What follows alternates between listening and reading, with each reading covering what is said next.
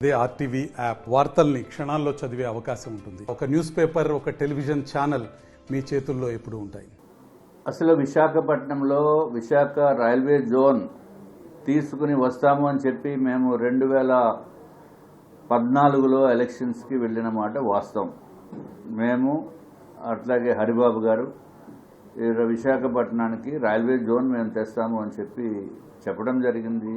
పబ్లిక్కి కూడా తెలియచేయటం జరిగింది. తర్వాత పబ్లిక్ మాకు ఓట్లు వేసి హరిబాబు గారిని ఎంపీగా వారిని విశాఖ ఎంపీ కింద ఎన్నుకున్నారు. నన్ను బీజేపీ నుంచి నార్త్ నియోజకవర్గంలో ఎమ్మెల్యేగా ఎన్నుకోవటం జరిగింది. అంటే కూటమి అభ్యర్థులుగా మేము ఉన్నాము. అప్పుడు Telugu Desam party, Bharatiya Janata party, Janasena party నుంచి.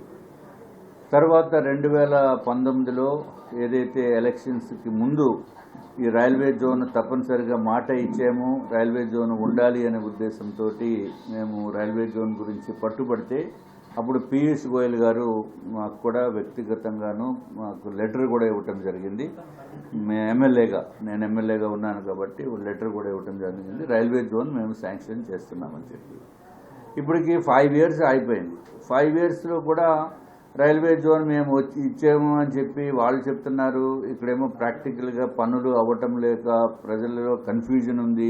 మేము కూడా రైల్వే జోన్ వచ్చేస్తుంది అని చెప్పి ఇచ్చేసారు అని చెప్పినప్పటికీ లాస్ట్ ప్రభుత్వం ఏం చేసిందంటే స్థలము శాంక్షన్ చేయక అందుబాటులో మంచి స్థలము ఉన్నప్పటికీ కూడా స్థలాలు కేటాయింపులో జాప్యం చేసి ప్రజల్లో చాలా నెగటివ్ మైండ్ సెట్ తోటి ప్రజల్లో కన్ఫ్యూజన్ క్రియేట్ చేసింది వైఎస్ఆర్సీపీ ప్రభుత్వం.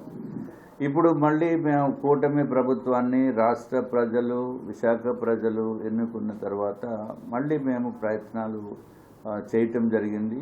ప్రతి ఒక్కరూ కూడా కేంద్ర ప్రభుత్వంలో ఉన్న కేంద్ర మంత్రిత్వ శాఖ తప్పనిసరిగా మీకు ఆల్రెడీ రైల్వే జోన్ ఇచ్చేసాము, మాకు స్థలము లేక మేము బిల్డింగ్స్ కట్టే అవకాశం లేనటువంటి పరిస్థితి, ఇప్పుడు మీరు స్థలము కేటాయించండి, తప్పనిసరిగా స్టార్ట్ చేస్తామని చెప్పడం జరిగింది. అదేవిధంగా గౌరవనీయులైన చంద్రబాబు నాయుడు గారు, రాష్ట్ర ముఖ్యమంత్రి గారు చొరవ తీసుకుని స్థలాన్ని వెంటనే కేటాయించడము, అట్లాగే కేంద్ర ప్రభుత్వంలో ఉన్న మంత్రిత్వ శాఖ కూడా టెండర్స్ పిలవటం జరిగింది.